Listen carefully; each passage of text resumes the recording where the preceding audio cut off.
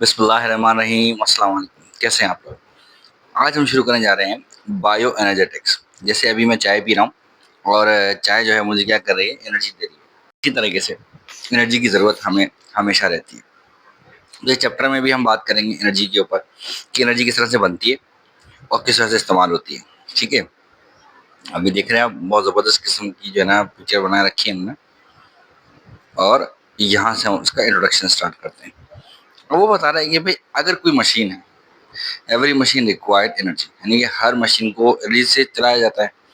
तो याद रखिएगा कि हमारी जितनी भी यूनिवर्स है, इसमें जो अगर आप छोटे से छोटा एटम के बाद फिर एटम के पार्टिकल्स और ये लास्ट में जब आप पहुंचेंगे क्वार्ट्स के बाद, तो आपको एनर्जी ही मिलेगी। तो एवरीथिंग इज एनर्जी। ठीक है? अब कैपेसिटी टू डू वर्क, इसको हम एनर्जी कहते हैं। For the performing its function like automobile with require fuel to produce energy, cell phone है, बैटरीज, और ने बहुत सारी बातें की जिसकी वजह से उन्होंने बताया कि energy utilize for their working. किसी भी काम करने के लिए हमें एनर्जी चाहिए। अब लिविंग ऑर्गेनिज्म जो जिंदा है वो भी एक मशीन के जैसे हैं, हमें भी एनर्जी की जरूरत पड़ती है। किसकी जरूरत होती है? हम क्या करते हैं, न्यूट्रिएंट्स को यूज करते हैं। अब वो न्यूट्रिएंट्स क्या होते हैं? न्यूट्रिएंट्स वो होते हैं जो हम खाना खाते हैं, उसके अंदर मुख्तलिफ किस्म के जो है हमारे पास जो केमिकल्स मौजूद होते हैं, वो केमिकल्स को हम जब मिलाते हैं आपस में तो एक खास किस्म का न्यूट्रिएंट बनता है। ठीक है? अब आप बोलेंगे सर ये ऐसा कैसे हो गया? तो वो ऐसे हो गया जैसे हमारे पास कैल्शियम, मैग्नीशियम, पोटाशियम, जिंक, ये क्या है? एलिमेंट्स है ना। जो क्या है, जो भी है, हम बायोकेमिस्ट्री की अगर बात करें, जितनी भी चीजें हमारे मॉलिक्यूल्स मौजूद है वो एक तरह के केमिकल्स हैं जो आपस में मिलकर एक नया केमिकल बनाते हैं, जो उन दोनों से ज्यादा ताकतवर होता है। उसको हम सिनर्जेटिक इफेक्ट भी कहते हैं। अगर हम इधर जाएं तो arise from the energy comes in fuel and food molecule, the only source of energy. हमारे पास जो दुनिया में सबसे बड़ा एनर्जी का सोर्स है ना, वो हमारा सन है।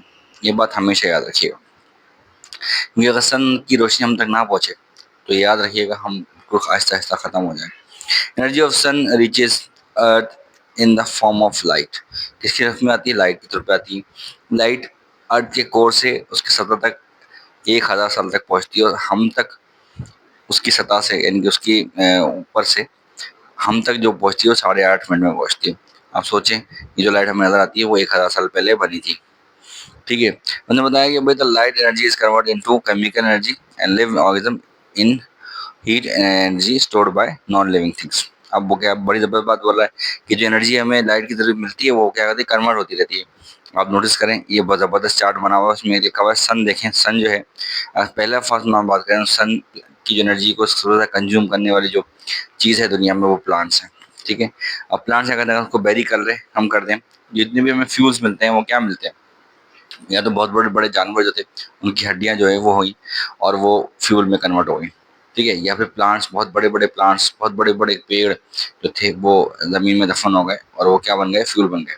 अब यहाँ पर उन्होंने बताया कि भाई प्लांट जो है फूड, फूड कौन खा रहा है? प्लांट क्या है? फूड एक तरह का। और फूड कौन खा रहा है? काव। काव घास खाती है, पत्ते खाती है, और उस काव को लाइन ने खा लिया, तो क्या हुआ? इस तरह से एनर्जी एक फॉर्म से दूसरी फॉर्म में कन्वर्ट होना शुरू हो गई। ये बात भी याद रखिएगा, एक बहुत मशहूर कहावत है, energy neither be created nor be destroyed but can change one form to another। ना आप एनर्जी को बना सकते हैं ना डिस्ट्रॉय कर सकते हैं, बस एक फॉर्म से दूसरी फॉर्म में उसको चेंज करते रहते हैं। अब उसने बताया सन क्या करेगा? हीट एनर्जी पैदा करेगा, तो ऐसी बात है। और वो कौन करेगा? रिवर के पास पहुंचेगा। रिवर के अंदर क्या करेगा? रिवर जो चलना है वो हीट एनर्जी की वजह से चल रहा है। ठीक है? जो वेव्स बन रही हैं वो डैम में करेंगे, और डैम क्या करेगा? उसको पानी पे गिराएगा। ठीक है? जब वो पानी को स्टोर करेगा और उसको गिराएगा किसके ऊपर? एक पंचक्की के ऊपर, तो क्या हुआ? हमारे पास एनर्जी बनेगी। सही है? सिंपल चीजें हैं, इसको आप इससे ज्यादा। अब ये वो बता रहा है कि भाई अब जो अब चार्ट है उसको बयान कर रहा है कि show that the conversion of energy from one form to another, explain the law of conversion of energy. Law of conversion को एनर्जी कहते हैं, फर्स्ट लॉ ऑफ थर्मोडायनेमिक्स कहलाता है। अब वो ये कह रहा है, सबसे समझने वाली बात वो ये है कि एनर्जी जो neither be created not be destroyed but can change one form to another, जो मैं अभी बता चुका हूँ। अब एनर्जी एक फॉर्म से दूसरे फॉर्म में चेंज हो जाती रहती है। अब वो कैसे होती है, यहाँ पर हम इस चैप्टर में यही बात करेंगे। अब उन्होंने बताया कि भाई क्या है, हमारे पास light energy convert in kinetic energy. Kinetic, जिन्होंने फिजिक्स पढ़ा है किसको मतलब है, हम बात करें मूवमेंट। ठीक है ना?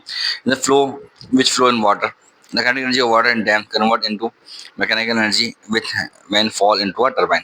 टरबाइन पे पानी गिरता है, जो करता है उस टरबाइन को चलाता है, तो उसकी वजह से वो एनर्जी किसमें कन्वर्ट होती है, इलेक्ट्रिकल एनर्जी में कन्वर्ट होती है। इस mechanical energy convert into light energy, bulb, LED light वगैरह जलते हैं, फैंस चलते हैं, ठीक है, और एसी भी चला रहे हैं आजकल लोग। ऑन द अदर हैंड अगर लाइट एनर्जी की बात करें तो wind parts of the plant पे गिरती है, तो क्या करती है, वो केमिकल एनर्जी में कन्वर्ट करती है, यानी कि स्टार्च बनाती है, ग्लूकोज बनाती है।